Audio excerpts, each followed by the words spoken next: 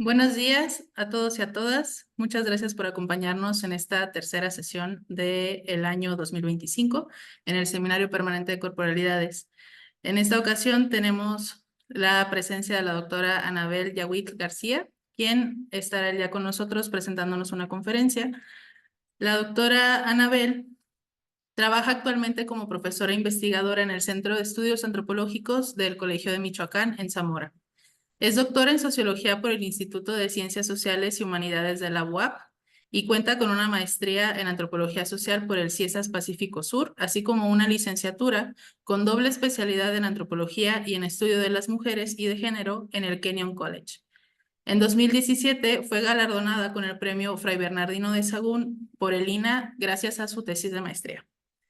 Sus líneas de investigación se enfocan principalmente en la construcción de subjetividades en contextos de prostitución, violencia de género, las dinámicas de género en el movimiento urbano popular 1970-1990 y la organización de mujeres trabajadoras del hogar en la Ciudad de México. Tiene especial interés en la producción de conocimiento feminista vinculado a luchas sociales en América Latina durante el siglo XX, así como en la violencia de género, el feminicidio en México, las teorías feministas latinoamericanas, la teoría de la reproducción social y las políticas en torno a los cuidados y el trabajo. Forma parte de la Red Latinoamericana de Estudios Interdisciplinarios de Género de la Universidad de Yale y de la sección en Antropología Feminista de la Asociación Americana de Antropología. Además de su labor académica, la doctora Anabel ha trabajado como editora de estilo y consultora independiente en temas de salud, derechos y justicia sexual y reproductiva en América Latina y el Caribe. Por último, la doctora Anabel ha sido voluntaria en organizaciones internacionales y nacionales como Chikshantar, School of the Americas Watch y la Universidad de la Tierra. En esta ocasión tenemos el agrado de tenerla con nosotros con la ponencia El sentir del cuerpo en el trabajo, sexualidad, afecto y violencia en clave corpográfica. Muchísimas gracias, Anabel, te cedo la palabra. Bienvenidos a todos y un gusto tenerles. Buenos días, muchas gracias al Seminario Permanente de Corporalidades por recibirme en este espacio y a quienes se encuentran sintonizando desde la virtualidad por su escucha y por su tiempo, y toda mi gratitud aquí a la antropóloga Tania Aguilar por la invitación y la confianza, pero especialmente por su curiosidad a la que espero se aferre en los años por venir. Voy a compartirles una presentación que preparé para esta ocasión. Ahí está. ¿Se ve bien? Okay. Sí, excelente. Bueno, yo me encuentro en lo que a mí me gusta llamar la fase de la perplejidad, ¿no? Hace unos meses emprendí un nuevo proyecto de investigación, así que lo que les compartiré en parte es un primer esfuerzo de síntesis que dialoga con investigaciones previas, buscando algunas resonancias, algunos puntos de contraste y espero que también algunos destellos de lucidez. Cada 27 de abril la Iglesia Católica celebra la fiesta de Santa Cita de Luca. Es trabajadora doméstica y religiosa, patrona de las empleadas del hogar y de todos los sirvientes. En la sección religiosa del periódico El Informador, el mismo día, pero de 1988, se narra cómo Cita, a la edad de 12 años, entró como sirvienta en la casa de un tal señor Fatinelli en la ciudad de Lucca, Italia, buscando siempre en sus quehaceres cotidianos una manera de agradar al Señor y a nuestro Señor hasta el día de su muerte. Trabajar es rezar, solía decir Cita. En la iconografía, Cita aparece en actitudes de servicio y con los instrumentos de trabajo por atributos. Narra el mismo periódico en la misma sección, pero 7 años después, en 1995. La imagen que les comparto aquí, cuyo origen se encuentra en el amplísimo marco de entre los siglos XIII y XIV, se encuentra en la iglesia de San Miguel y Todos los Ángeles de Barton Turf, al este de Inglaterra. El viaje de la sierva sagrada de Italia a Inglaterra, a América Latina, revela no solo las transformaciones socioeconómicas por las que transitaron los servicios domésticos, sino su progresiva feminización, más consolidada hacia el siglo XIX, al menos en un puñado de países, incluyendo a México. La travesía de Cita da cuenta de que la categoría sirviente es un término polisémico que por siglos ha operado bajo límites inciertos, incertidumbres y ambigüedades que no obstante brindaban con la dependencia y obligatoriedad jerarquizada como modelo de la servitud. La historia de las historias en torno a Santa Cita alude, sí, a una subordinación, pero dista de ser una narrativa pulcra, cerrada, coherente, servil. El largo mandil blanco revela un juego de llaves pesadas, sujetadas apenas por Cita, la santa que olvidaba los quehaceres cotidianos por alimentar a los pobres.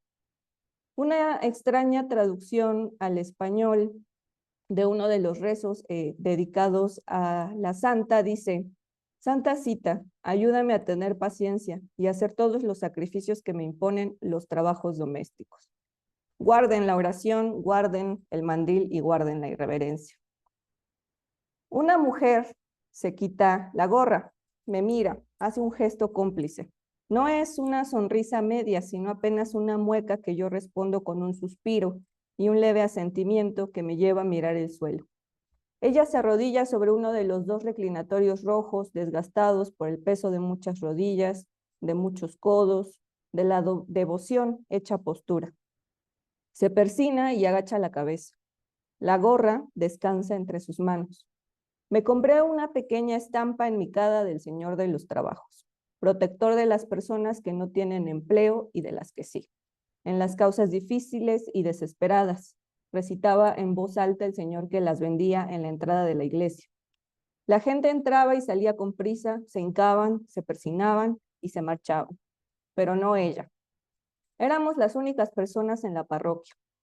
Decidí salir un momento. Entonces escuché, ¿encendedor? Sí, le pasé el encendedor y sacó un cigarro aplastado del pantalón. Me dice: no puedo creer que me hayan corrido. ¿Tú no sabes de alguna chamba? Le pregunto a qué se dedica. Trabajo en casas. Estaba con una familia cuidando a una señora grande. Nadie le cortaba las uñas ni le daban de comer bien. Yo creo que esperaban que se muriera pronto. Pero la señora es fuerte. No soy enfermera, pero como cuidé a mi mamá, pues ya sé cómo es la cosa. Tengo paciencia. Imagínate. Querían que la señora caminara sola para que ellos no se lastimaran. Por defenderla, me corrieron. ¿Fumas?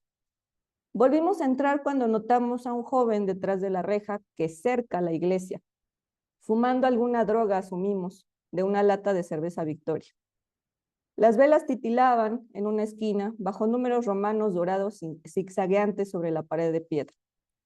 Teresa nació en Oaxaca, aunque casi no va de visita. Renuncié al pueblo por la ciudad. ¿Para qué? Su marido se fue a Estados Unidos y no volvió. Está bien que se quede con su rubia. Ya se dará cuenta cuando esté viejo y no lo sepa cuidar. Su hijo trabaja como jornalero, ya no quiso estudiar, y su hija quiere estudiar, pero nomás no pasa los exámenes. No me puedo quejar, señorita, me dice. Vengo con fe, sé trabajar. Teresa se fue a tocar puertas, yo me quedé. Uno de los letreros que rodean al Señor de los Trabajos dicen mayúsculas: desempeñar un trabajo digno y me realice como ser humano. Amén. No es la única ocasión en la que me pregunto cómo viven la cercanía obligada con otros cuerpos las trabajadoras del hogar. ¿Cómo se producen afectos ambivalentes? ¿Cómo se aferran? ¿Cómo establecen límites a lo permisible para dar paso, o más bien, para afirmar su propia humanidad? Cuando el rezo, recuerden la oración, cuando el rezo se desplaza hacia la dignidad, cuando la oración subvierte la plegaria que originalmente pide por el contentamiento por la propia condición. Me animé a nombrar esta charla Sentir el cuerpo del trabajo, sexualidad, afecto y violencia en clave corpográfica para ensayar algunas conexiones y compartir ideas en ciernes, algunos de estos argumentos, su mayoría en marcha. La voz clave corpográfica es un montaje entre una metodología y un método, es decir, un diálogo entre el por qué y el cómo, en la acepción más simple, más operativa de estos términos. La metodología, es decir, los principios éticos, estéticos, políticos, los encontramos en las claves feministas. El método, por otro lado, nos lo facilita la corpografía. Recientemente hice un intento, o un primer intento, de dialogar con la definición establecida por Marcela Lagarde sobre la idea de las claves en su libro Claves feministas para el poderío y la autonomía de las mujeres en la Universidad Autónoma de Tlaxcala. Aunque en esa ocasión me enfoqué en la construcción de una antropología de los cuidados, me parece que lo que dije ahí sigue siendo una síntesis apropiada de ideas para esbozar lo que entiendo por claves feministas, y hacia el final traeré a colación algunas reflexiones que también hice ahí en torno a los cuidados. Cuando hablo de claves me refiero simultáneamente a un código de signos convenidos, es decir, a un conjunto de correspondencias que hacen comprensible lo encriptado, y al mismo tiempo a una combinación, una operativización conceptual que hace inteligible lo oscuro. En el caso de las claves feministas, estas hacen comprensible, visible, lo que la matriz de la dominación, siguiendo la teorización de Patricia Hill Collins, se ha empeñado en oscurecer. En otras palabras, colocan en primer plano la desventaja material efectiva existente entre los géneros. En otras palabras, las claves feministas pautan, ordenan y armonizan al método, que permitirá producir acercamientos sobre los arreglos concretos que expresan tales desventajas materiales. Esas interacciones, o siguiendo a Lugones, nos permitirán ver el entretejido expresado sobre el bastidor, lo vamos a llamar así por ahora, que lo sostiene y lo posibilita. Antes de explicar algo sobre el método, quisiera detenerme en esta idea del entretejido. Intermeshing, para quienes quieran buscar los textos de Lugones que fueron escritos en inglés. Muchas quizá estén familiarizadas con el enfoque y método de la interseccionalidad, cada vez más utilizado o al menos enunciado. Otras quizá conozcan un poco sobre el entrelazamiento, interlocking, otro de los diálogos que han tenido las feministas negras y las feministas latinas en Estados Unidos. Y lo mismo, supongo, sucede con el término entretejido, intermeshing. El concepto entretejido que elabora María Lugones me interesa en varios niveles, pero ahora mismo me interesa a nivel metafórico. No soy la más apta para explicar las potencialidades del uso preciso de las metáforas, pero sí puedo afirmar con un cierto grado de certeza su importancia para el conocimiento, el valor epistémico que tienen. ¿Cómo pueden habilitar la imaginación antropológica o cómo la pueden amurallar? Como decía, el concepto de interseccionalidad que emerge en la década de los 80, generalmente atribuido a Kimberly Crenshaw, buscaba explicar cómo es que las mujeres negras en Estados Unidos viven experiencias de opresión simultáneas, de manera imbricada y particular. Una encrucijada que no se puede entender si no la vemos en su interacción. Hay más de una discusión abierta sobre los orígenes de la interseccionalidad, si es un concepto, un método, un enfoque, si ha muerto o si sigue vivita y coleando. La interseccionalidad tiene genealogía, es todo lo que diré, para volver a lo que me interesa explicar: el cruce de caminos. A través de esta metáfora explica que las opresiones se intersectan en un punto donde cruzan ciertos caminos. Potenciales opresiones que al encontrarse no es que se sumen, sino que se complejizan, se multiplican. Esta metáfora en el desarrollo de la teoría feminista creó más de una duda en María Lugones, pues sugerir que las opresiones son como caminos que se cruzan en ciertos puntos le daba la impresión de que se tratase de identidades separadas que se encuentran solo en algunos momentos y que no atraviesan, que no simbran la constitución fusionada de la subjetividad de cada persona. Le faltaba algo a la metáfora. Para Lugones, las opresiones no es que se crucen ocasionalmente. En otro momento podemos discutir su lectura de la interseccionalidad, pero por ahora quiero seguir el camino que la lleva a pensar en el profundo entrelazamiento que forma un tejido, un patrón complejo, inseparable, fusionado. El entretejido es un proceso dinámico, fusionado, pero no fijo. En vez de ver los caminos, sus cruces como mapas estáticos, el entretejido es dinámico. Las opresiones se encuentran en constante interacción y transformación, afectando todas las dimensiones de la vida de las personas. Al hablar del entretejido, Lugones nos permite imaginar literalmente un tejido donde no podemos distinguir hilos individuales sin deshacer o al menos alterar el patrón completo, porque las opresiones están tan intrínsecamente conectadas que no pueden ser descompuestas en sus elementos más simples. Una metáfora puede generar orfandades genealógicas, categóricas, ausencias imaginativas. Las metáforas son parajes desde donde mirar, las corpografías también, pero además nos permiten mirar y participar en lo que miramos, en lo que encarnamos. Son un espejo y son una alegoría.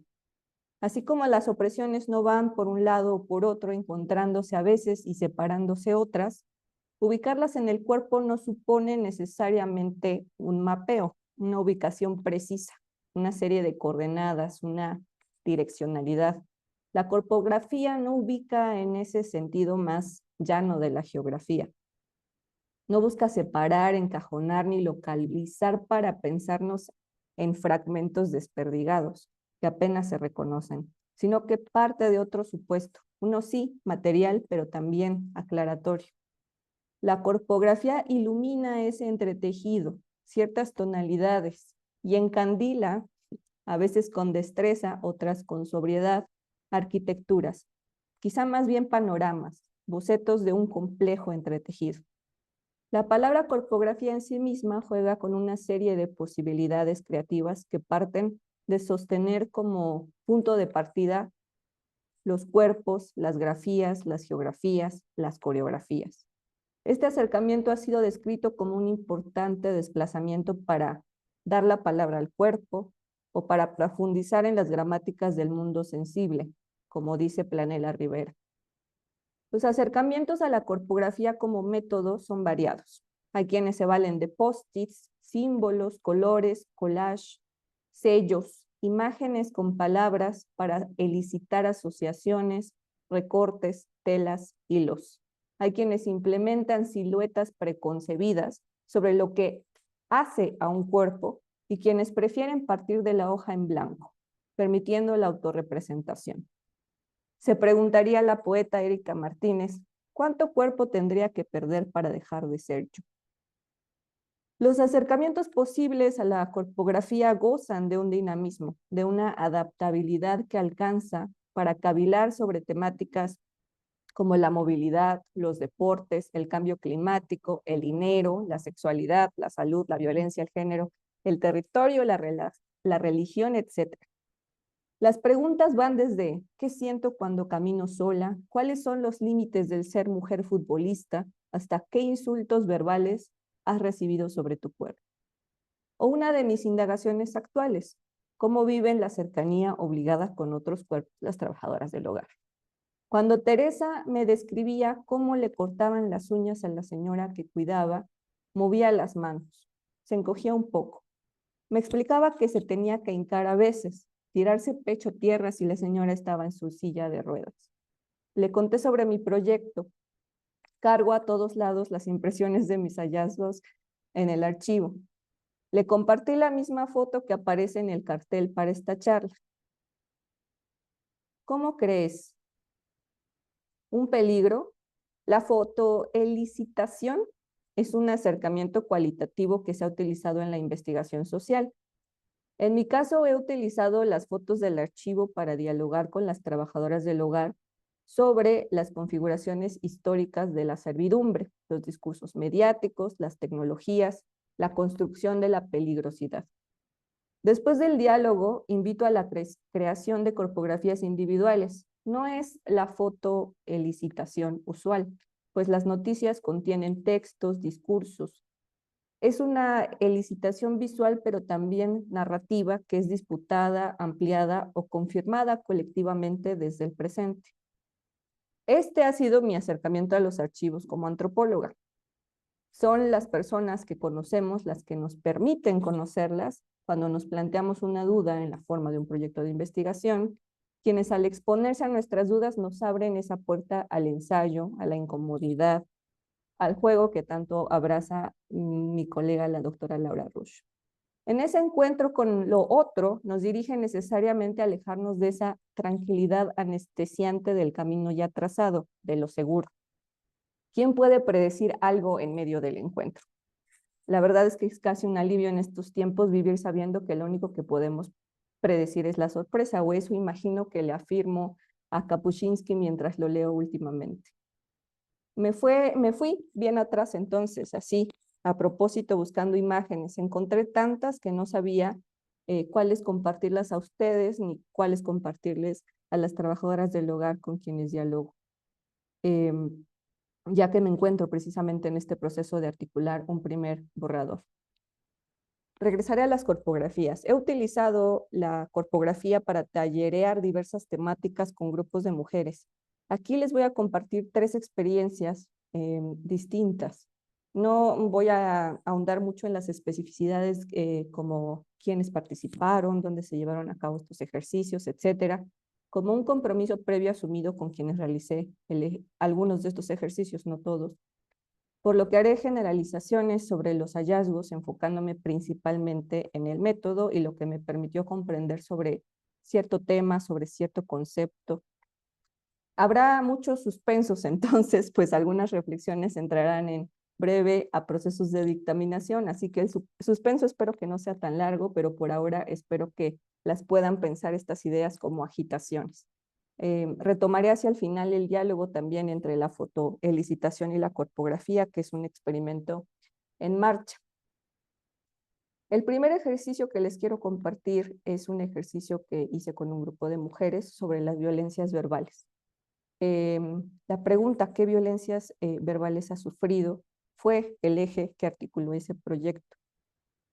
Es una de las frases cada vez más escuchada, al menos en espacios feministas, la corpografía, porque explica el cuerpo como un lenguaje del territorio. En este primer ejercicio, nosotras abordamos la violencia verbal. En un primer momento se pidió la escritura de insultos verbales que hubieran recibido a lo largo de su vida. No había límites en cantidad, pero sí en tiempo. Di 5 minutos. Ellas podían escribir frases, palabras, dibujos. Esta serie de insumos, después de 5 minutos, se vertían sobre una mesa, estos papelitos revueltos. Los comenzábamos a desenrollar.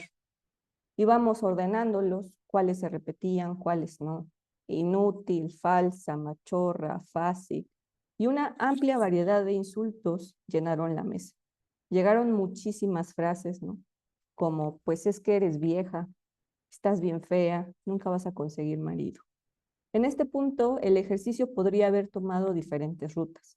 Podríamos asociar a lugares en el cuerpo, podríamos asociar a colores o intentar una clasificación colectiva de los insultos. En nuestro entendimiento de la violencia, al menos en el popularizado desde las políticas públicas, hemos hablado de grados de violencia. Lo peor es que te maten, lo de menos pues es un insulto, un manoseo. Una simple pregunta en torno a cómo se siente que te digan inútil desbarata esta idea de las violencias menores. Ellas decían, es como un cuchillo, te lo dejan ahí. Sentí como si me hubieran matado. Mejor hubiera sido un balazo. Herir a alguien con palabras, ¿cómo se siente?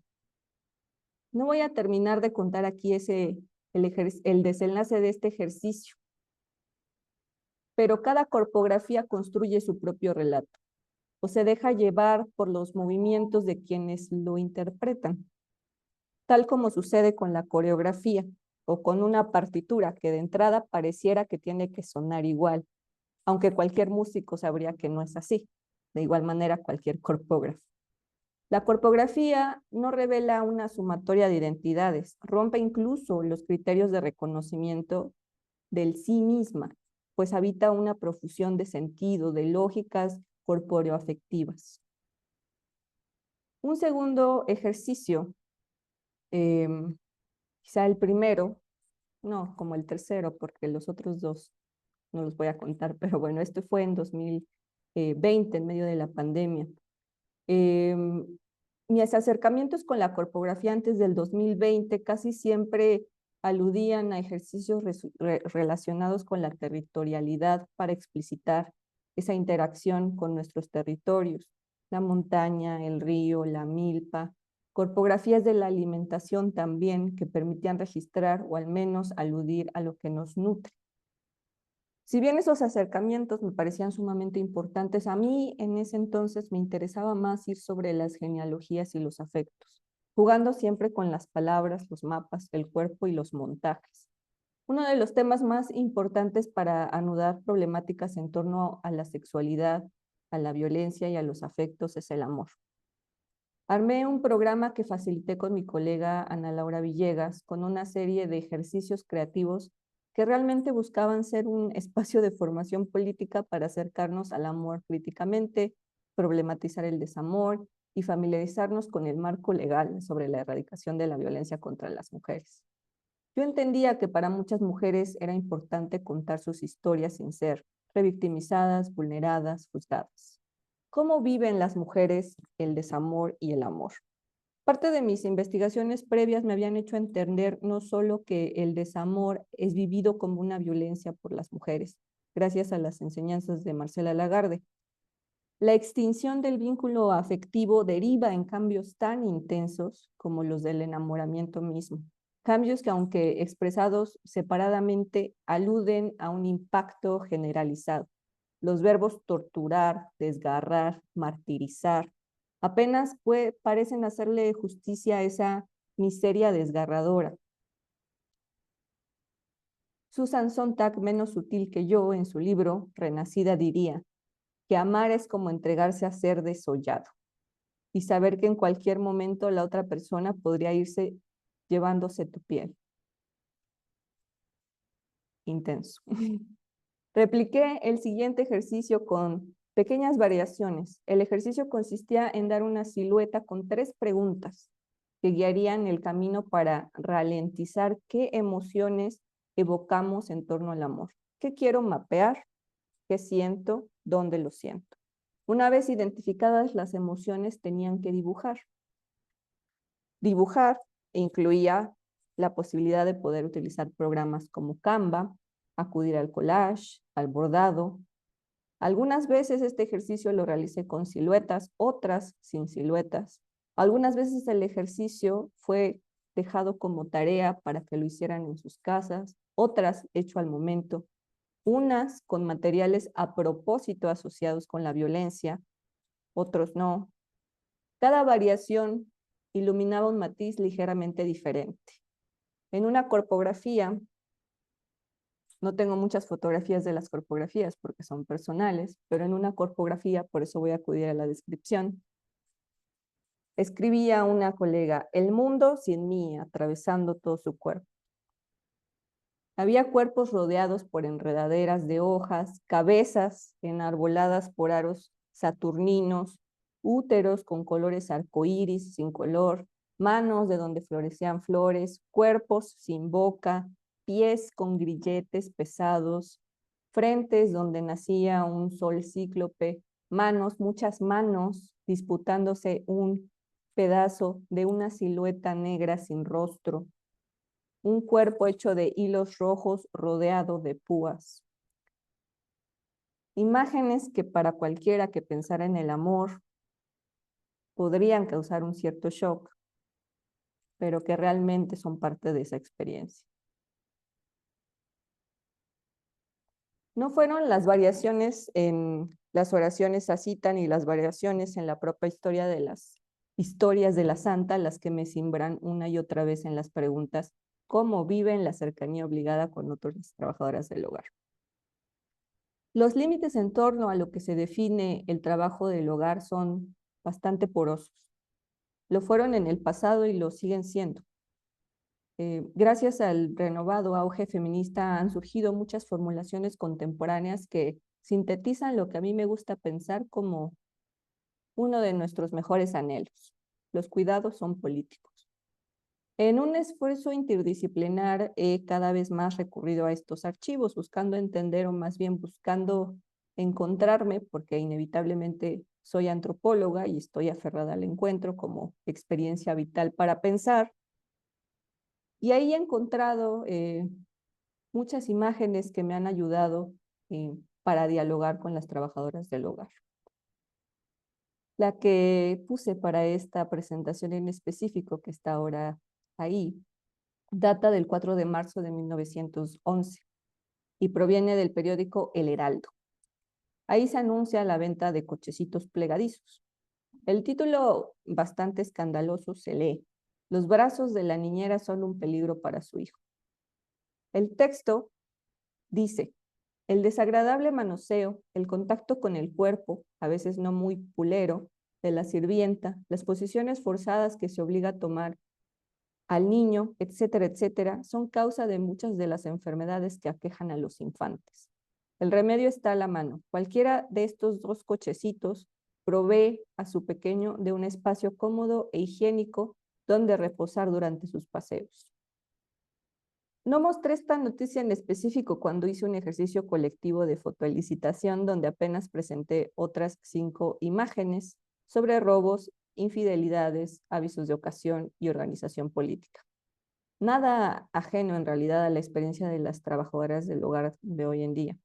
Al contrario, rápidamente dibujaron conexiones y análisis sobre por qué cierta noticia narraba así un evento, por qué usaban la palabra infiel para referirse a la traición, y por qué la categoría mozo parecía menos fragmentada que la de sirvienta, porque se derivaba en criada, doméstica, niñera, nodriza, cocinera, lavandera. Una de las imágenes que les compartí a las trabajadoras del hogar fue esta: las supersticiones de las sirvientas. En esa noticia se dicen muchas cosas, pero se hace una pregunta en particular. ¿Se os ha ocurrido alguna vez, señora, que la sirvienta que hace el trabajo de vuestra casa pueda ser presa de movibles y fantásticas supersticiones que dominen cada una de sus acciones y coloren todos sus pensamientos? Ellas se reían. Sí, siempre nos ven como si fuéramos raras. Responden: infiel sirviente. Este tipo de noticias existen al menos en los 40 años de noticias que he revisado desde 1900 hasta ahora. Y esta, que es una de las más recientes que he encontrado: el encanto de un bonito delantal.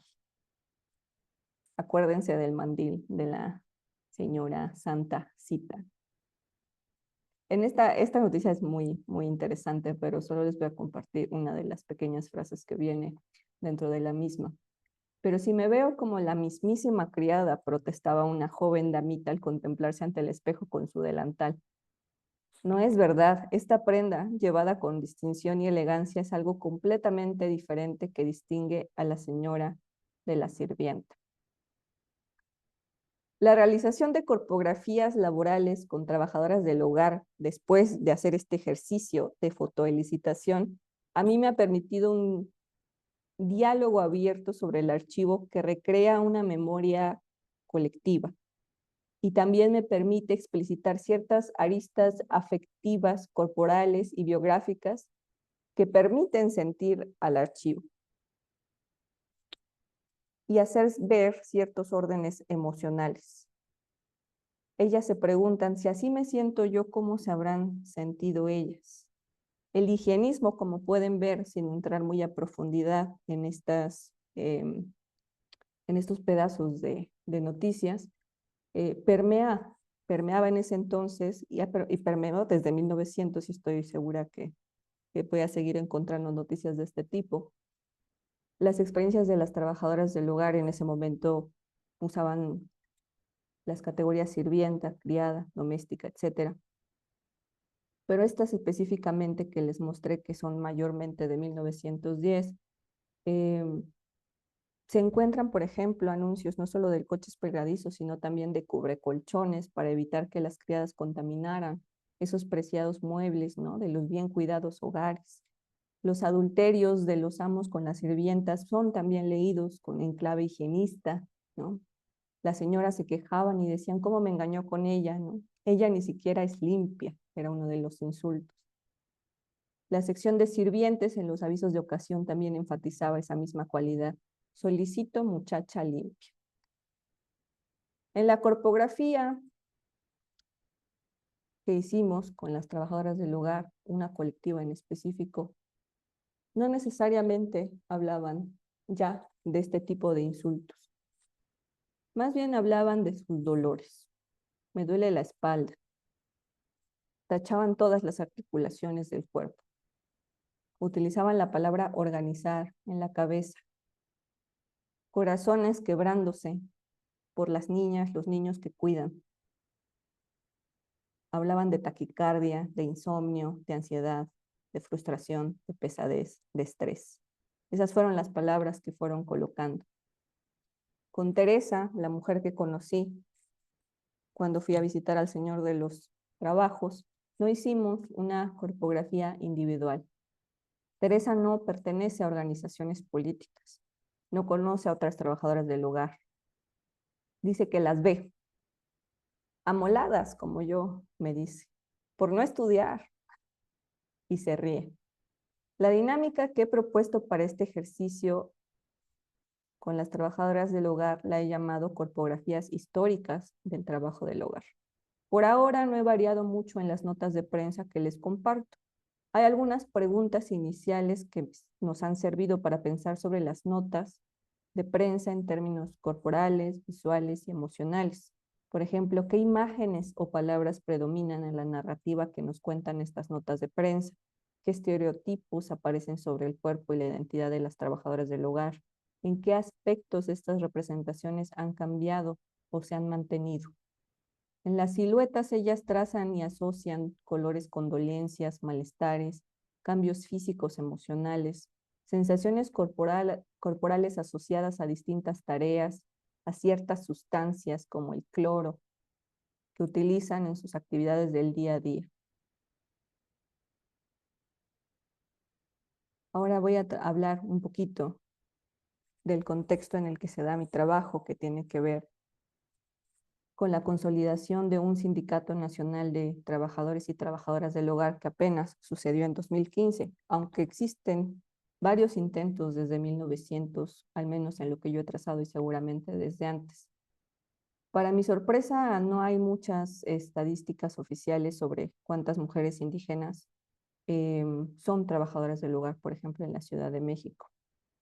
Cuando empecé a leer sistemáticamente sobre esta problemática, empezaron a surgir a partir de 2022 estadísticas un poquito mejores a través de la Encuesta Nacional sobre Discriminación y la nueva edición de la ENOE, la Encuesta Nacional de Ocupación y Empleo. Al menos había uno que otro dato cuantitativo. Yo le expliqué a Teresa brevemente por qué debería cobrar más al cuidar a una señora. Ella se rió incrédulamente. Ay, hasta crees. Si así me corrieron por buena gente. Le hablé del sindicato y le hablé también del Centro de Atención y Capacitación para Empleadas del Hogar, CASE, quienes insisten en la importancia de la capacitación para desarrollar una profesionalización que permita cobrar lo justo por su trabajo. Su trabajo va desde limpiar superficies, barrer, cocinar, cuidar mascotas, cuidar niños, acompañar en viajes, planear, ejecutar compras, lavar, planchar, etcétera. Además de que desde el sindicato al menos ahora preguntan con qué equipo, con qué tipo de materiales y bajo qué condiciones van a trabajar.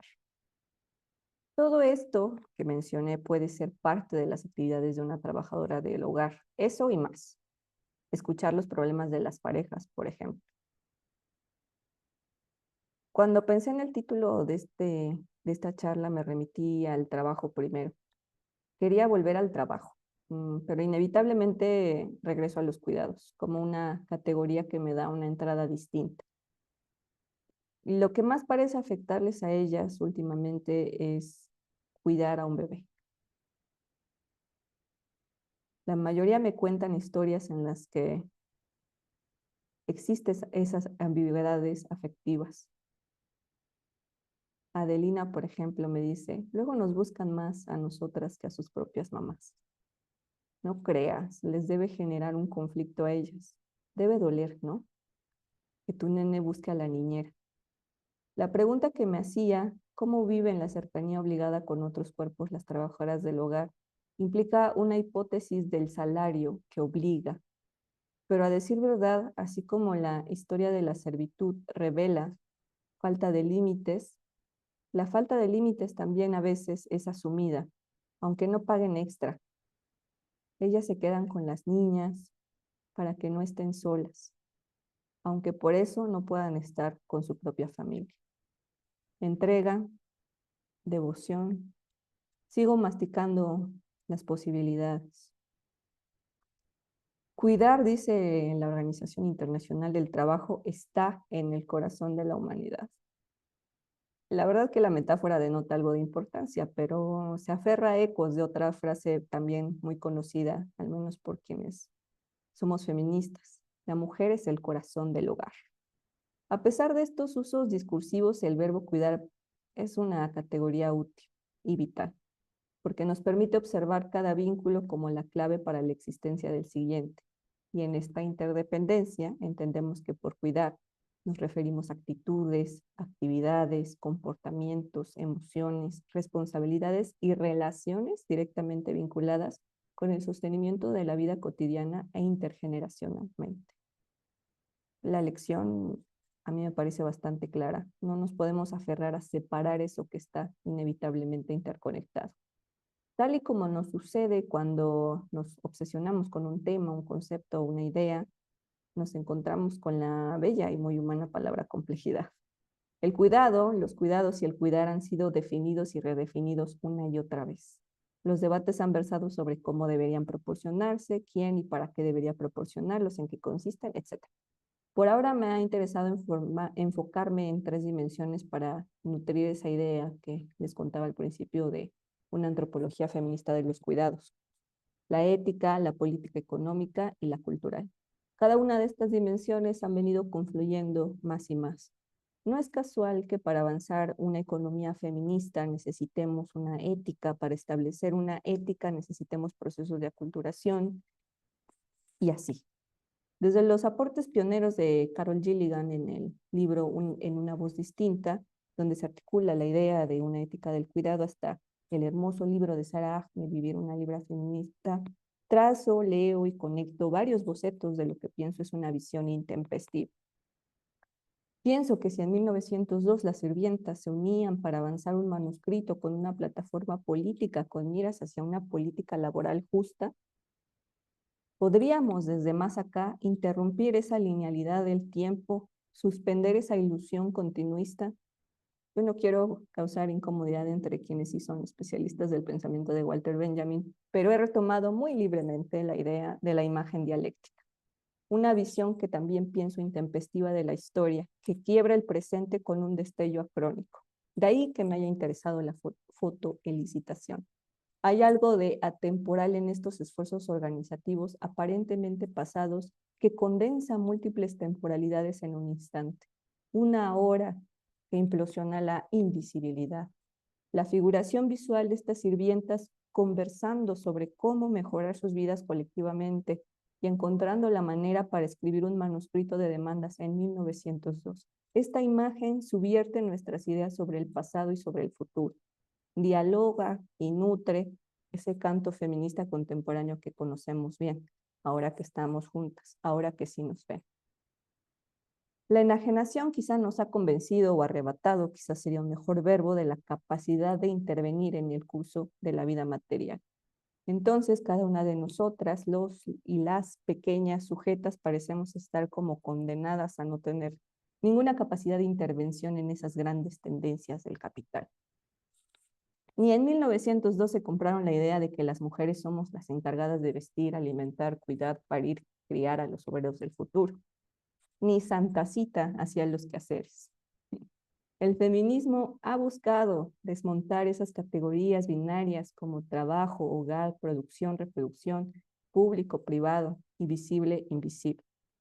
Las feministas hemos argumentado que los así considerados ámbitos privados como la familia, el sexo y la reproducción deben ser parte del ámbito político y por tanto legitimados como tales. Al inicio de esta charla mencioné, o insinué más bien, que tenemos que transformar lo históricamente invisibilizado en epistémicamente relevante, no solo para reconocer experiencias de vida diferenciadas por el género, sino también para entender las motivaciones detrás del accionar político de las mujeres.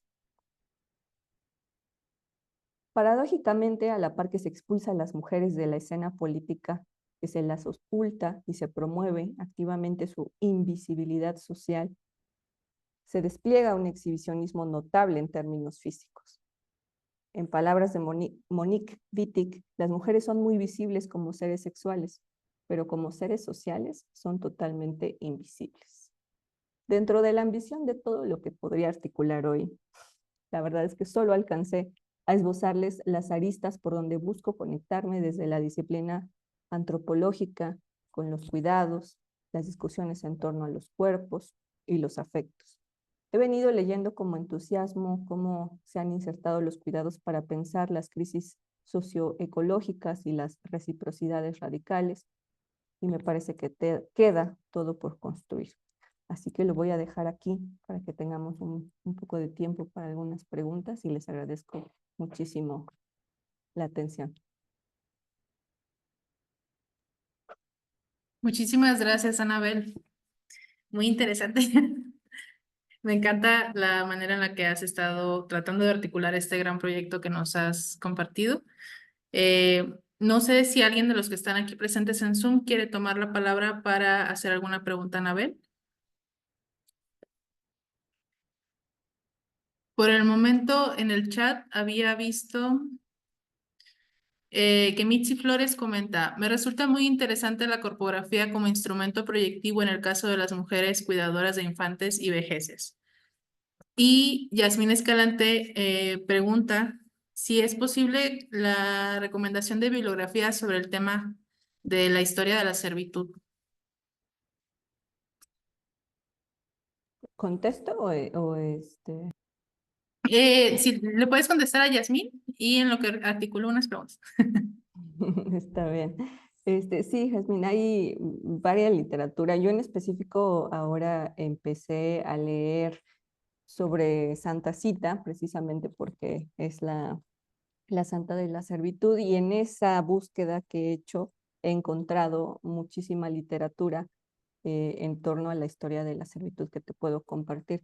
En México específicamente, Mary Goldsmith, que es una investigadora que ha hecho todo su trabajo en torno a las trabajadoras del hogar, tiene una tesis muy interesante, su tesis doctoral, ¿no? En donde ahí hace, pues no una historia de la servitud diría, pero más bien es una historia del trabajo del hogar, que necesariamente está vinculada, ¿no? Pero su eje analítico no necesariamente es la servitud, pero que creo que te puede también dar algunas luces. Y hay varios libros también sobre historia de la servitud ahora que se han interesado en historia de las mujeres. Eh, a partir de 1990 empezaron a escribir muchos libros en torno a la historia de la servitud y entonces te los puedo hacer llegar ahorita por el chat para que los tengas. Muchos están en inglés, lamentablemente no han sido traducidos, pero bueno, eso también es parte del trabajo que nos queda por hacer. Muchas gracias, Anabel. También Yasmín te agradece. Yo quiero empezar con algunas preguntas, bueno, que no estoy segura cómo articularlas, que fueron las cosas que más me llamaron la atención mientras estaba escuchando. Tiene que ver principalmente con la relación ambivalente que describes, porque al inicio esta relación ambivalente yo la vi como una relación de la persona que cuida hacia la persona o hacia hacia quien es cuidado, ¿no? Que puede ser, que pueden ser estos niños, niñas, personas adultas, un hogar, etcétera. Pero más adelante también me parece que describes también otro tipo de relación ambivalente que es entre quien cuida y quien contrata. Sobre todo por esto que comentabas de que le ponían los plásticos a los muebles y eso para que no los tocaran. Porque a mí me habla de, bueno, no las quieres ahí, pero las necesitas, ¿no? Entonces, como que desde ahí es así de, bueno, ¿Por qué? ¿Qué hay dentro de esta misma relación que se genera entre el no te quiero aquí, pero te tengo que tener aquí porque estás solucionando una necesidad que tengo? Aunque tampoco, no sé, a mí me lleva, tampoco quiero tener esa necesidad, ¿no? Pero me obliga a que estemos en esta convivencia. Porque creo que hay también como muchas nociones tóxicas dentro de esas relaciones. Yo no sé mucho sobre el tema que nos has expuesto, también por eso quería escucharte hablar. Pero sí me parece muy interesante esta parte y también lo naturalizado que parece el insulto dentro de esta misma relación, porque escuchándote hablar es más bien que siempre se espera que llegue, ¿no? De una u otra forma, a través de palabras, incluso prácticas, pero ¿por qué? O sea, ¿qué hay en esa misma relación de poder que te da el derecho de expresarte de esa manera, de hacer menos a otra persona y a partir de qué esquemas? Aquí los ejemplos que nos compartiste de que vieja, fea, pendeja o machorra. Bueno, yo los categoricé, ¿no? Que tienen que ver con edad, que tienen que ver con apariencia, que tienen que ver con capacidad, con orientación sexual. ¿Por qué? O sea, no sé, no sé si podrías ahondar un poco más en esas dos cosas que fueron las que a mí me resonaron más. Y le doy la palabra también a Daniel, que creo que tiene preguntas. Hola, Anabel. Te voy a pasar preguntas que te están haciendo desde Facebook. La primera es de Elena Sierra. Te hace dos preguntas. Uno, ¿cuál sería tu opinión en el mantenimiento o evolución de los cuidados? Y si puedes recomendarle literatura específica sobre los cuidados.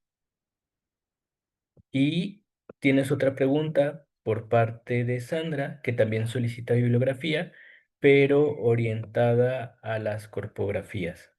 Entonces, no sé si quieras responderle a Tania y estas preguntas y hacemos otra ronda. Sí, voy con las preguntas de literatura. De corpografías realmente es un campo que tiene mucha más literatura desde la danza, por ejemplo, y el performance, como que han tenido diálogo más con la cuestión de la coreografía.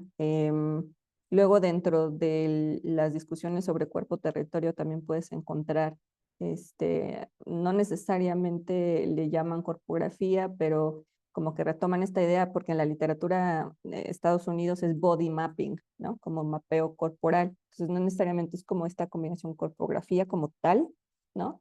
Pero le llaman mapeo corporal. Que también, entonces quizá hay que buscar más bien variaciones cuando quieres tratar de construir el concepto de corpografía, pero hay textos en portugués en Brasil, sobre todo, encontrados sobre corpografías y ciudad, por ejemplo, muy poquitos, como dos. Entonces tampoco son tantos. Y aquí cité, por ejemplo, a Planella Rivera, que es uno de los que bueno, es como más accesibles para leer, que también los puedo después poner en el chat esos textos, pero bueno, están realmente si pones Planella Rivera o corpografía va a salir inmediatamente. Y luego sobre cuidados, pues depende mucho de qué quieras leer sobre los cuidados, ¿no? Uno de los textos que cité ahorita, que es el de Carol Gilligan, pues habla de la ética del cuidado, por ejemplo, pero si quieres hablar sobre economía feminista y también problematizan el tema de los cuidados en relación con el trabajo. Entonces, quizá necesitaría como, si quieres más específicamente, que de los cuidados, porque sí es una discusión como bastante amplia últimamente, pero Amaya Orozco, por ejemplo, es una de las personas que escribe mucho sobre los cuidados desde la economía feminista, entonces eso podría ser también un punto de entrada, pero ética del cuidado de inicio recomendaría que lo revisaran. Este, y esa discusión también ha avanzado muchísimo, ¿no? Pero ese es como uno de los libros parteaguas. Y luego para ir con Tania, em, sí, hay como muchas ambivalencias. Yo no he hablado con muchas empleadoras y con las que sí he hablado son de las buenas empleadoras, es decir, las que dan seguro a sus trabajadores del hogar, ¿no? Las que las han afiliado con el IMSS, que les dan vacaciones, aguinaldo, y que están familiarizadas con lo que consiste, ¿no? Emplear a una trabajadora del hogar de manera justa. Entonces no tengo como esa ambivalencia tan cercana, sino que ha sido esa ambivalencia a través de, sobre todo, estas notas de prensa que he ido encontrando, ¿no? Y después a través de los propios relatos de las trabajadoras del hogar en su relación con las empleadoras, ¿no? Pero no tanto desde las empleadoras, que debe ser, bueno, en Facebook sí encontré grupos, ¿no? En donde, bueno, hay de todo, pero esos son esfuerzos que todavía no he sistematizado, ¿no? Tengo como un montón de información. Y sí hay algo muy interesante que todavía no he sistematizado, pero que yo le llamo como teorizaciones, ¿no? Que son como muy EMIC de las notas de prensa, ¿no? Que van como tratando de hacer sentido sobre el rol de la servidumbre en la sociedad mexicana, ¿no? Entonces son como columnas de opinión. Realmente supongo en su tiempo, no sé cómo le llamarán, pero eran sí, como que pedazos, así como columnas de opinión en las que empezaban a decir la necesidad de la servidumbre, ¿no? Y también los cambios en la relación entre empleadores y sirvientes, ¿no? Como ahora los sirvientes se vuelven más rebeldes, ¿no? Pero como también los empleadores necesitaban, pues, flexibilizar, ¿no? O sea, que no inventen, ¿no? También, como que se preguntaban los columnistas, también como que los sirvientes necesitan tener cierta flexibilidad para hacer su trabajo bien, ¿no? No se les puede exigir perfección. Entonces hay como ciertas narrativas ahí que ahorita pues no compartí, nada más te estoy contando algunas de las cosas que dicen. Eh, pero en esos casos que he encontrado, generalmente sí se asocia como a una cuestión de clase, ¿no? O sea, como de que merecen tener sirvientes, ¿no? Pero la clase, ¿no? O sea, hablan de los sirvientes como clase, ¿no? Pero la clase de sirvientes pues puede desaparecer, ¿no? O sea, lo ven como un peligro. Estoy hablándote de 1910, 1920. Hay un peligro, ¿no? Para la clase alta, para la clase que necesita a los sirvientes, de que esa clase, la clase, el estrato, ¿no? De sirvientes desaparezca. Entonces ahí como que, pues sí, hay como, no sé si haya que no los quieren, que no los necesitan, pero más bien había como un riesgo de que ya no hubiera, ¿no? Entonces, ¿qué significaba para ellos como clase? Hoy en día, pues sí, creo que el discurso es distinto, ¿no? Porque incluso ellas hablan de cambios en empleadores, ¿no? Ya no solo las emplean en zonas como que se asocian con afluencia, ¿no? Con clase alta, ya hay clase media, ¿no? Hombres solteros, mujeres solteras, clase media, incluso media baja, ¿no? Que necesitan el apoyo de una trabajadora del hogar. Y entonces, pues no, ya se ha diversificado bastante, ¿no? Aunque claro, los salarios varían y también la cantidad de derechos que les otorgan, ¿no? Porque les pueden, derechos, digo entre comillas, porque a veces es como, bueno, me da chance, ¿no? Entonces, y lo dicen, pues es uno de mis derechos, me da chance. Entonces, como que hay como discursos también ahí encontrados. Y la cuestión de los insultos naturalizados, pues sí, o sea, creo que precisamente parte del argumento es que hay sedimentaciones, ¿no? Una cierta osificación en el estrato de sirviente, ¿no? Que se va como arrastrando, ¿no? Y que muchas de ellas reconocen y que han disputado, sobre todo si se han afiliado al sindicato o si han sido parte de una organización. Creo que ahí es donde hay como más capacidad de disputa de esto, pero por otros lados, pues hay mucho miedo, por ejemplo, ¿no? A que sean acusadas de negligencia, por ejemplo, con los niños, a que les echen la culpa porque se cayó, ¿no? Y entonces ahí te puedes imaginar que existen muchos insultos verbales, ¿no? Sobre sus capacidades para poder cuidar, ¿no? Que pues es, a veces para ellas, pues representa sufrimiento, ¿no? Ellas hasta han llegado a pagar, ¿no? Los gastos médicos en los niños cuando se caen, cuando es como, dices, bueno, o sea, como es parte de los riesgos. Entonces, bueno, ahí como que no sé si estoy respondiendo a tu pregunta, pero hay un mandato, ¿no? Al orden, acuérdate de quién eres, ¿no? O sea, creo que ese es también parte de la función del insulto. Y pues pueden ser insultos velados, pueden también ser caras, ¿no?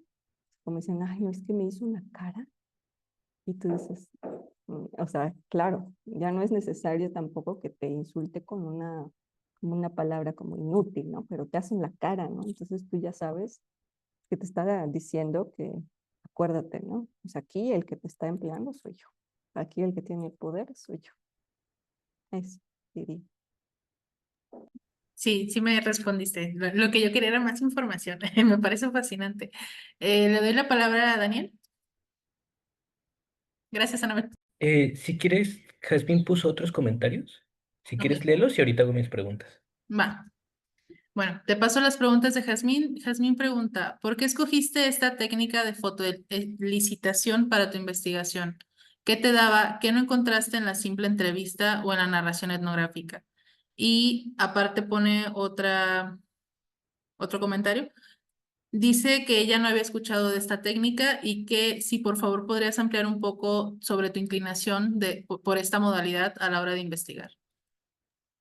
Sí, la verdad es que es más algo que se utiliza en antropología visual, audiovisual, y se utiliza con fotografías, sobre todo. Por eso digo que esta es una modalidad extraña, porque retomo del archivo, o sea, ahí no es solo una foto, ¿no? Generalmente la hacen para reconstruir como genealogías o para hacer como curatorias, por ejemplo, en archivos personales, ¿no? Entonces, es en una variación de la antropología audiovisual que yo no necesariamente soy antropóloga audiovisual, simplemente cuando estaba encontrando cuando decidí hacer trabajo de archivo para darle otra dimensión al trabajo, sobre todo porque lo que quiero ver son transformaciones temporales, entonces, pues sí, era como una de las formas en caso de que no encontrara como trabajadoras del hogar de diferentes rangos etarios, etcétera, ¿no? Como ciertas complicaciones que luego puedas haber en campo, entonces dije, bueno, el archivo va a servir también para poder dimensionar esas transformaciones históricas.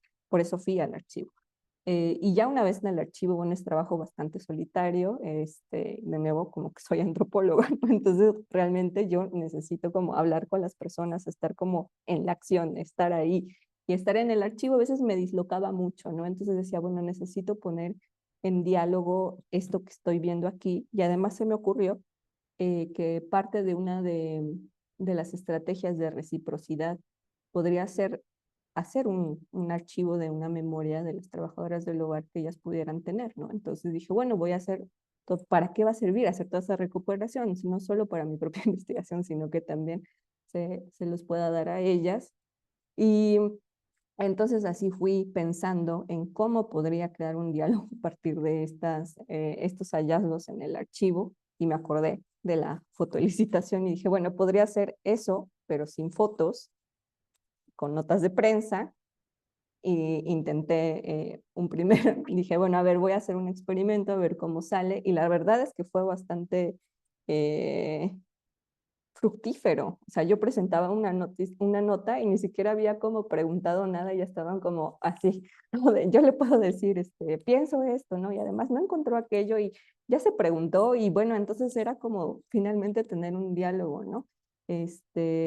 Después de estar como yendo a los archivos demasiado.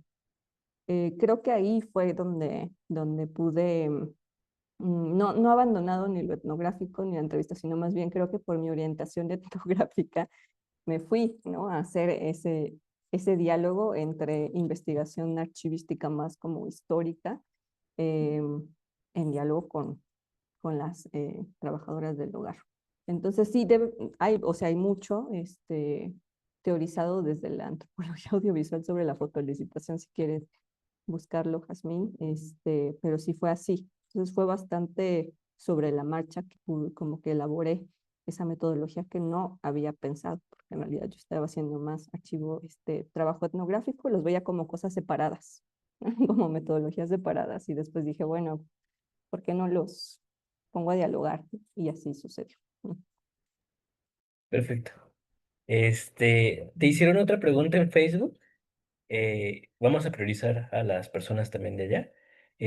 Gloria Jaciel Gracia te pregunta, ¿qué textos recomiendas para observar las categorías de violencias que mencionas? ¿Desde qué perspectiva recomiendas observar esta violencia sistémica?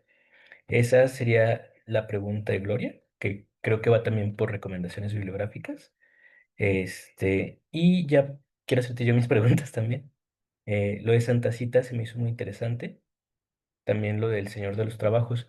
Eh, para mí una de las primeras preguntas es si las personas que le rinden culto a Santa Cita la ven como una entidad superior a ellas o la ven como una igual, y qué tipo de narraciones hay, si ha cumplido milagros, en qué momentos de las trayectorias de estas personas es que le están solicitando eh, ayuda o le van a rezar.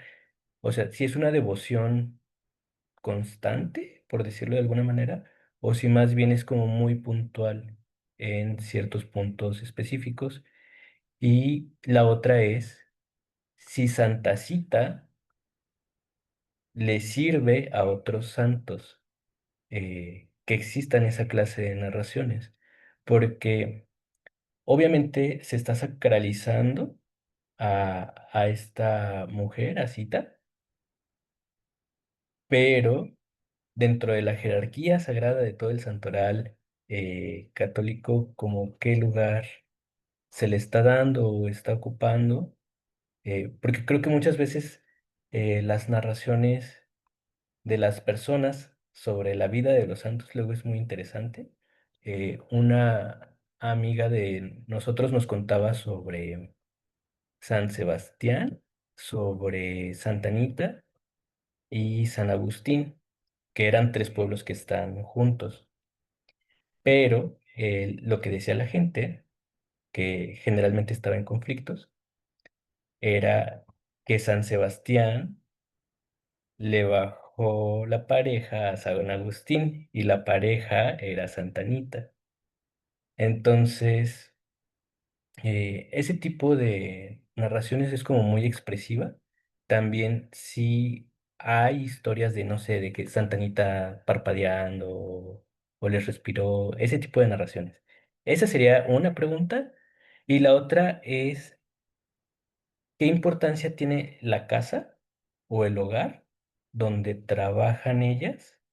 ¿Cómo reconfiguran eso? O sea, partiendo un poco de esta idea de ensamblajes, uno de los ambientes en los que están en contacto, pues es el hogar donde están desempeñando ese trabajo, que es algo que tengan presente, o sea, este contraste de moverse de su casa a la casa de otra persona, serían como mis preguntas. Sí, mm, yo sabía que ibas a hacer preguntas que no había pensado sobre Santa Cita.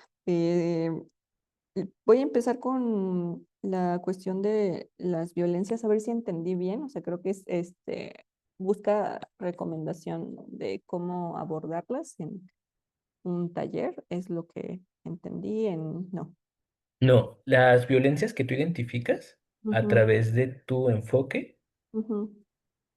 ¿qué bibliografía utilizas para poder ese tipo de violencias? O Mm, sea, ¿desde qué enfoque te posicionas tú para analizarlas? ok, bueno, yo soy como antropóloga política de formación, entonces, sí leí mucho antropología médica, crítica, eh, leí mucho a Nancy Shepherd Hughes, a Philippe Bourgeois, ¿no? Como que a Paul Farmer, que es, no sé si lo quieran checar, tiene varios libros que hablan de violencia estructural, ¿no? Y de ahí pues he tomado mucho de mi marco teórico, ya en habilitarlo como em, en talleres, me he ido a la ley, este, sobre todo por esto, ¿no? Modalidades de la violencia, ¿no? Entonces, em, generalmente no hago esta como los talleres, sobre todo, o sea, como que mi visión de la violencia, obviamente todas las violencias están así, ¿no? Entramadas, pero abordarlas en un taller así, de esa manera, digamos, como todas las violencias, puede llegar a ser demasiado, ¿no? Entonces, por ahora, violencia verbal ha sido, aunque no está así como tal cual en la ley, me ha servido como una buena entrada, ¿no? Para hablar de feminicidio, por ejemplo, ¿no? De cómo se van conectando, o sea, cómo están así las violencias, ¿no? No están como en grados, ¿no? Necesariamente, y cómo se viven en el cuerpo. Entonces, creo que ha sido, sí, sobre todo en Paul Farmer, que es como muy puntual en lo que ve, ¿no? Que he construido esa idea de hablar de violencia verbal para poder hablar de la violencia estructural y de cómo se entrelazan todas las violencias. Entonces, recomendaría como más la lectura de Paul Farmer y también de Nancy Shepherd Hughes para eso. Y de Santa Cita. Lo de Santa Cita realmente es fascinante y apenas es algo que pues, realmente empecé a hacer, o sea, fui a la Capilla de los Trabajos precisamente antes de volver a Zamora, o sea, fue como en esa semana anterior y fui porque encontré una nota sobre Santa Cita, una nota de prensa y nadie nunca me había comentado sobre Santa Cita, entonces yo estaba como fascinada de que hubiera, ¿no? O sea, me hablaban de religión. Y también como que es un tema que no, en el que no profundicé, ¿no? Necesariamente en las entrevistas y después me arrepentí cuando encontré esta nota de prensa y dije, o sea, como a quién iban, ¿no? A ver cuando van a rezar, ¿no? Además porque, pues sí, hay un montón de plegarias, ¿no? Que hacen como constantemente, ¿no? Incluso en sus narrativas, ¿no? Pues si Dios quiere, ¿no? Sí. Entonces como que sí, bueno, ese es un diálogo que todavía me falta como hacer en futuras trabajo de campo que tenga en algunos meses. Em, no sé si le sirve a otros ciegos precisamente por mi falta, es falta de conocimiento, ¿no? Entonces es cuestión de que me ponga a leer un poco más sobre eso. Pero lo que sí he logrado leer en estos últimos días realmente tiene que ver con las historias de, sobre todo como en Italia, que es de donde ella es originaria, ¿no? Como santa, eh, de cómo la construyen primero como una figura que sirve para entrenar, ¿no? A un estrato social, ¿no? Entonces es como, ella es esta santa que devota, ¿no? Al Señor de la casa, ¿no? También a nuestro gran Señor, siempre estaba como atenta a todas las necesidades de la familia, ¿no? Entonces como que esta es la narrativa oficial, ¿no? Sobre Santa Cita y después ya cuando fui a leer más, pues obviamente había variaciones en esa historia, ¿no? Y variaciones no menores, ¿no? Si eran variaciones así como que Santa Cita se quedaba dormida, ¿no? Porque se había cansado por ir a ver a algunos enfermos, ¿no? Pero no necesariamente era como esta trabajadora, devota a la familia, ¿no? Les robaba comida para dársela a los pobres, ¿no? Entonces había algo ahí como de subversivo, ¿no? En Santa Cita, ¿no? De que no siempre estaba como siendo la fiel sirviente, ¿no? También de ahí viene como toda esta construcción de la infidelidad, etcétera. Pero, pero bueno, es algo que todavía no he terminado de revisar toda esa literatura que existe en torno a Santa Cita, que tampoco es tanta, entonces no puedo tardar, pero sí, sí me interesaría como ir a esa pregunta de si le sirve a otros que luego ocupa. Después te preguntaré cosas sobre eso, porque supongo y quiero buscar bien en América Latina. Entiendo que en España hay una mayor devoción que en América Latina, pero también tengo que preguntar a las mismas trabajadoras del hogar porque por eso terminé en la Capilla de los Trabajos. Dije, bueno, no encontraba como en dónde estaba la figura, ¿no? de Santa Cita. Y leí como que en México en realidad pues, había como pequeños altares en algunas casas más bien. Entonces eso también como es interesante, pero no sé de primera mano, o sea, de cuentas de trabajadoras del hogar ahorita, ¿no? Como si ellas están familiarizadas con Santa Cita, pero sí me di cuenta de esa capilla que pues estaban familiarizadas con el Señor de los Trabajos al menos, ¿no?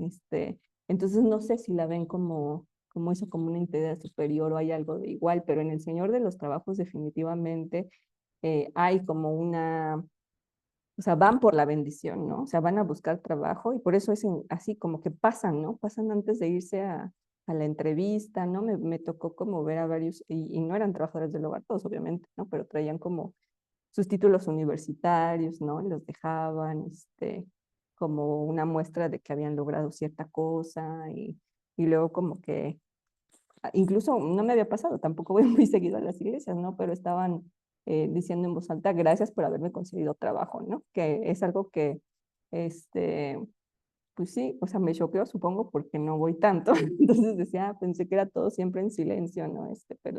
Pero no. Entonces, bueno, ya después tengo que hablar más contigo en específico. Pero bueno, eso es lo que puedo decir sobre esas. Y sobre el hogar, depende, ¿no? Me contaban de experiencias de hace 20 años, cuando era más fácil tener una buena y gran casa y en los departamentos ahora, ¿no? Entonces, decían que había mucho más trabajo porque las empleaban en casas gigantes, ¿no? Con jardines gigantes y como que hablaban de una especie como de, ¿no? En México y la riqueza, ¿no? Y como que, este, opulencia, ¿no? Fiestotas, ¿no? Las empleaban para ir a tener estas fiestas y cuidar a los niños, ¿no? Entonces, como era todo en grande, ¿no? Y esto me lo narraban hace 20, 30 años. Y ahorita es más como que se emplean en departamentos, ¿no? Y tratan de mantenerse en una cierta zona para solo trasladarse por una hora, por ejemplo, en la Ciudad de México los traslados son muy largos, ¿no? Entonces ahora como, además como ahora parece, o es lo que me dicen, ¿no? Ahora todos necesitan nuestro trabajo, entonces pues no es tan difícil ahora conseguir como más cerca de tu casa, ¿no? Que antes como que las distancias sí eran claras de la gran área metropolitana o de la periferia de la Ciudad de México a, ¿no? No sé, la Condesa, Polanco, Roma, ¿no? Estas colonias más asociadas con la riqueza, pero ahora es como, no, pues en todos lados, ¿no? Entonces era como, una de ellas trabaja en Xochimilco, ¿no? Y pues vive como 30 minutos, se va pedaleando, ¿no? Es en bicicleta y llegó al departamento. Entonces ya también las infraestructuras pues son otras, ¿no? Ya no son como estas grandes casas, ¿no? Como que se han vuelto más difíciles de mantener, quiero imaginar, ¿no? Entonces, incluso esas familias como que terminan moviéndose a departamentos, o esa es la historia al menos que me contaron de una familia, ¿no? En específico, que cuando los hijos crecieron, pues ya la casa la vendieron y pues ya no siguió trabajando ahí porque pues, vendieron la casa, los hijos se fueron a otros lados a trabajar y la familia, pues que ya no era la pareja, pues se fue a un departamento mejor. Entonces también como una especie de, pues ahí, por aquí tienes una super casa. Pero sí, no he preguntado más sobre esa relación con las casas o con los departamentos o los espacios, ¿no? Porque a veces ya son más bien como estudios, ¿no? Me han hablado de estudios que van a limpiar y mientras quienes las emplea está trabajando como home office, ¿no? Entonces como que también, ¿no? Antes decían que antes se iban, ¿no? Se iban para regresar y encontrar la casa limpia, ¿no? Y ahora como que todo sucede al mismo tiempo porque ya trabajan desde la casa, ¿no? Entonces sí ha habido ciertas transformaciones que también se vuelven extrañas, ¿no? De que te ven es medio raro, ¿no? O sea, no me molesta, pero es raro estar como ahí limpiando y que esté ahí como hablando. Eh, y lo decían como chuscamente, ¿no? O sea, no parecía molestia, solo era como, bueno, así es raro, ¿no? Es extraño como esa coexistencia, ¿no? Y dicen, no, ni hablamos, ¿no? Es como, solo estoy ahí como haciendo la limpieza y él está trabajando y, bueno, ¿no? O sea, me da todos los derechos, ¿no? Entonces como que ya no cuestionan qué onda ahí como esa interacción, ¿no? Pero bueno, eso es lo que podría decir. Muchas gracias, Anabel. Se me hace muy interesante lo que nos has comentado y respondido hasta el momento, porque también logro hacer algunas conexiones, sobre todo parte de la respuesta que me diste a mí, creo, sobre estas columnas de opinión por qué son necesarios, ¿no? ¿Por qué es necesario la servidumbre? Temporalmente también está situado en la postrevolución, ¿no? Dentro de todo eso, entonces me imagino todas las ramificaciones que tienen que ver con migración, con reestructuración social, con darle cabida como a todos estos nuevos grupos, ¿no?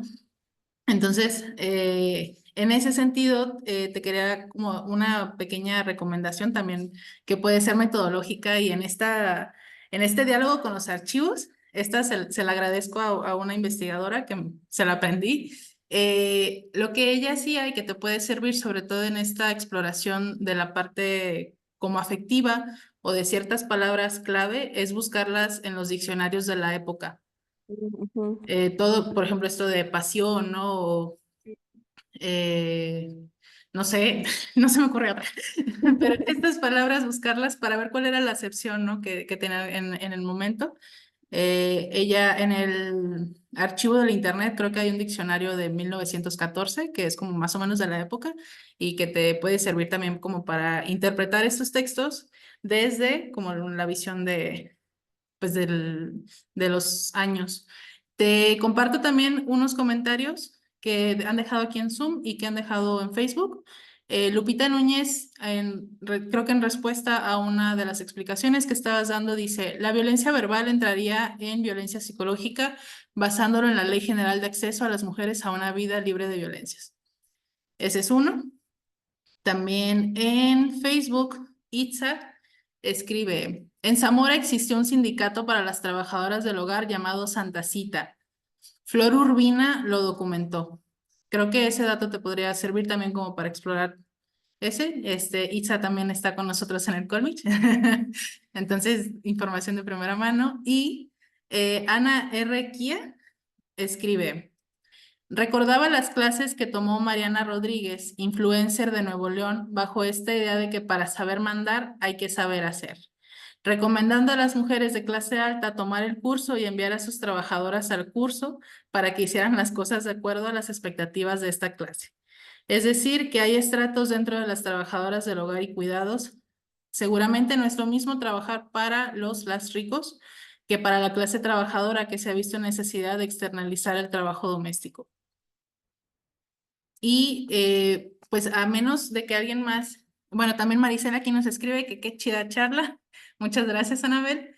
No sé si alguien más tenga alguna pregunta de las personas que se encuentran aquí, sino para ir cerrando esta sesión. La verdad bueno, Daniel, sube la mano. Nada más otra felicitación en Facebook de Omar Márquez. Dice, gracias por la conferencia, muy valiosa la mirada corpórea en el trabajo. Y aquí Lupita también dejó un corazón en el chat. Anabel, muchísimas gracias por habernos acompañado el día de hoy, por la información, por todo este cerebrote que tienes, que nos has presentado parte de la investigación que estás llevando a cabo. Esperamos obviamente tenerte también, seguirte los pasos sobre esto. Aquí Mitzi también está dejando corazones.